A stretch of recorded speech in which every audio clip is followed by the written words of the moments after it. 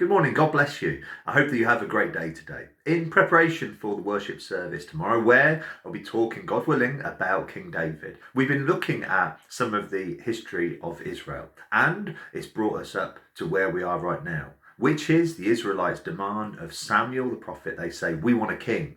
And God says, "Give them a king." It's not enough that they want me for king, but give them a king for themselves.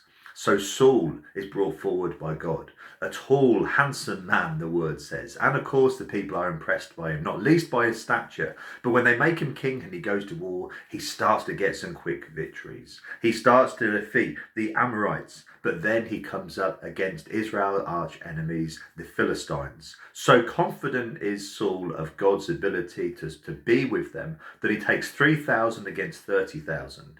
But in a rash move, Saul is impatient. We see this in 1 Samuel 13 and verse 5. The time is just before the battle.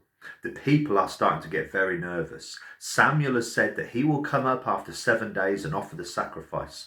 The Philistines are closing in.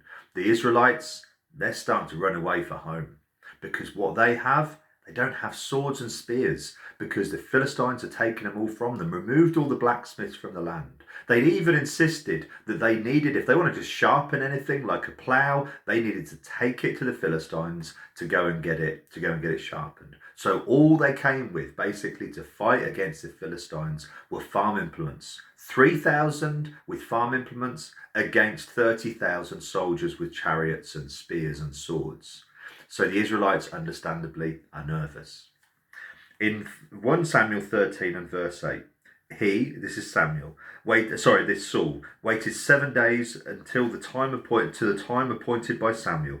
But Samuel did not come to Gilgal, and all the people were scattering from him. So Saul said, "Bring the burnt offerings here to me, and the peace offerings." And he offered the burnt offering. As soon as he finished offering the burnt offering, behold, Samuel came. And Saul went out to meet him and greet him. Samuel said, "What have you done?" And Saul said, "When I saw the people were scattering from me, and that you did not come within the days appointed, and that the Philistines had mustered at Michmash, I said, now the Philistines will come down against me at Gilgal, and I have not sought the favour of the Lord. So I forced myself and offered the burnt offering." And Samuel said to Saul, "You have done foolishly. You have not kept the command of the Lord your God with which he commanded you, for then the Lord would have established your kingdom over Israel forever.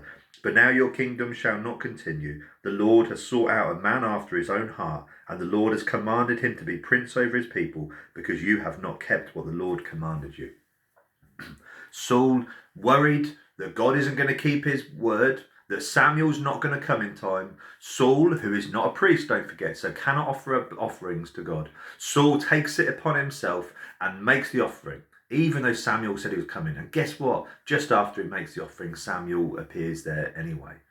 But God is displeased. God is displeased with Saul. Saul goes on to defeat the Philistines. His son Jonathan leads an attack against them. Saul goes on to defeat all others of the Israelites. Wherever he goes into battle, the Israelites defeat their enemies. But then we see God gives Saul a command. He says, "Go up against the Amalekites." These opposed Israel as they're on their way out of Egypt. And God's going to repay them for their disobedience. So God sends Saul and his army up against the Amalekites, saying, "Kill everybody, kill everything, women, children, animals, the whole thing." And after the battle, Samuel goes up and he says, "Did you do everything the Lord said?" "Yes, we did. Everything the Lord commanded, we did." And he says, "So why can I hear the animals, the sheep, bleating in my ears?"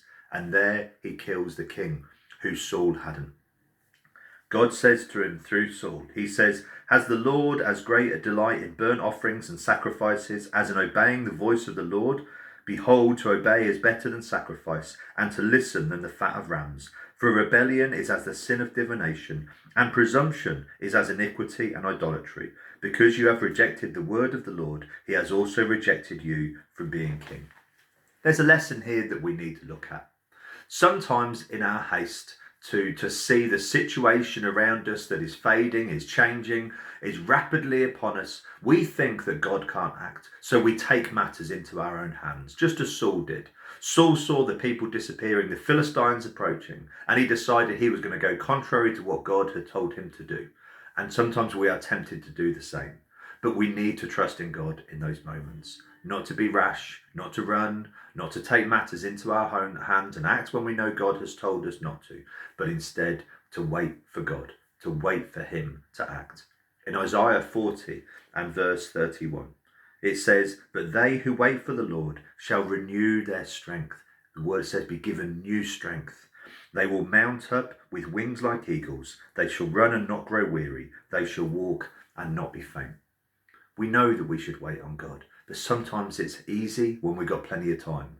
But sometimes when times are tough, when life is upon us and the pressure rises, do we trust in God and will we wait on him? Let's learn the lesson from Saul, and let us learn to wait on the Lord. God bless you. Have a great day today, and look forward to seeing you at 10:30 tomorrow morning for our worship service.